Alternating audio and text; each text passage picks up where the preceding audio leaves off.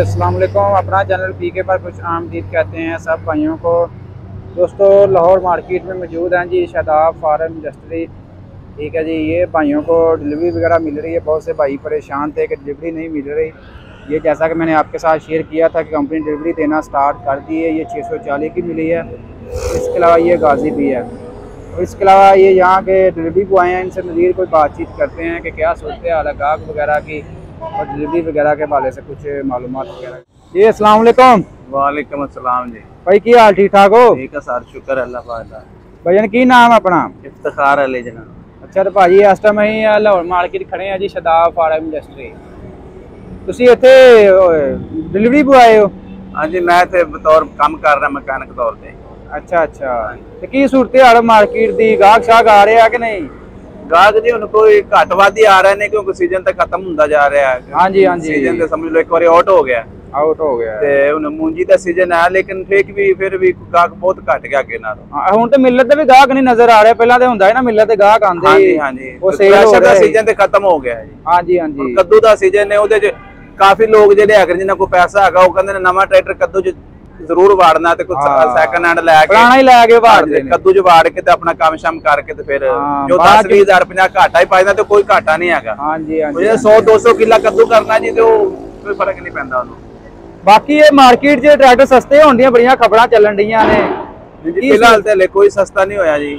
खबर ते पैदल खबर ते काफी है कि ट्रैक्टर सस्ता हो रहा है लेकिन ट्रैक्टर हले सस्ता नहीं है। हाँ बाकी रेट ही चेक करी तो मार्केट अहीं ते आखी ते भाई जी ने लेना ले लो। सस्ते कित्थों होने हैं भाजी? बहुत मुश्किल दी गल है सस्ते। हाँ जी, बाकी और सुनाओ तुसी? बस ठीक है जी, फर्स्ट क्लास, शुक्र है। बाकी हुकूमत भी आम बड़ी परेशान है, हालात बड़े खराब होए ने मुल्क दे। है जी, और हालात तुहाडे सामने ने जी। खान साहब उन्हां नाल गिरफ्तारी दे नाल कितना नुकसान हो रहा मुल्क दा, कितना सारा आवाम ते पै रहा ना जी। एक हिसाब दा मुल्क रुक गया ही। हाँ जी, बहुत नुकसान होया जी खान साहब नाल। ते मसले ते है ना कि बैठ के सलाह मशवरे किए जान ते चलो हालात सीधे हो सकते हैं। बाकी मजीद आंदे ने रूस चों आ रहा तेल होर सस्ता होने लगा। हाँ जी, तेल इंशाल्लाह सस्ता होएगा। मियाँ साहब वापस आएंगे। मियाँ साहब दे आने की खुशी तुहानू 30 रुपए तेल सस्ता करवाई था।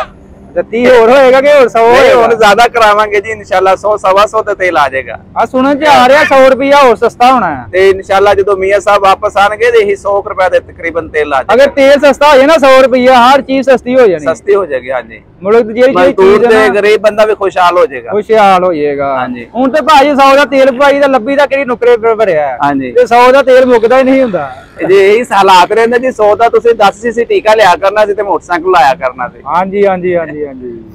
बाकी चलो जी मेहरबानी, मार्केट दे हालात मंदे ही ने अजकल भाई। हाँ जी, हालात इस तरह ही है ने जी। मियाँ साहब नु इंशाल्लाह वापस आने थोड़े दिन ही है ने जी। वापस आएंगे, तेल भी सस्ता होएगा, गरीब भी खुशहाल होएगा। चलो जी अल्लाह करे जो भी आए पाकिस्तान लिए बेहतरी आए। ठीक है, हाँ जी, बेहतर है। जेड़ा भी आए अहीं ते बस ये आखांगे पाकिस्तान लिए बेहतर होना चाहिए। हाँ जी, हालात कुछ सीधे हो जाएंगे जी। हाँ जी हाँ जी हाँ जी, हालात इवें सीधे हो जाएंगे, पेट्रोल डीजल सस्ती कर देना। हाँ जी, हालात समझो सीधे हालात सीधे हो जाएंगे। हाँ जी, ये बहुत मुमकिन हरकत हो रहा है। कोशिश मजीद जो तेल तो सस्ता हो जाएगा इंशाल्लाह जी। तेल काफी सस्ता हो जाएगा। हालांकि जी 30 रुपए तेल सस्ता हो गया, ट्रांसपोर्ट किराया नहीं सस्ता होया, किराया वही चल रहा है। हाँ जी हाँ जी, कोई चाहिए ना साडे वजीर आला साहब नूं भी तेल सस्ता ते कोई ट्रांसपोर्ट नूं भी कहना चाहिए कि चलो 30 रुपए ना 20 रुपए का फर्क किराए च। पता की करते ने फिर 10 दिन बाद फिर वधा लेना, वो तां फिर आंदे ने की करांगे। इन्हां ने भी किराया उधर नहीं वधाना, रात नूं पता लग जाए कि तेल वध गया ते सुबह ने किराया वधाया हुंदा। तेल हले वधना हुंदा कल नूं, किराया पहले दिन ने 1 दिन पहले वधा देना हुंदा।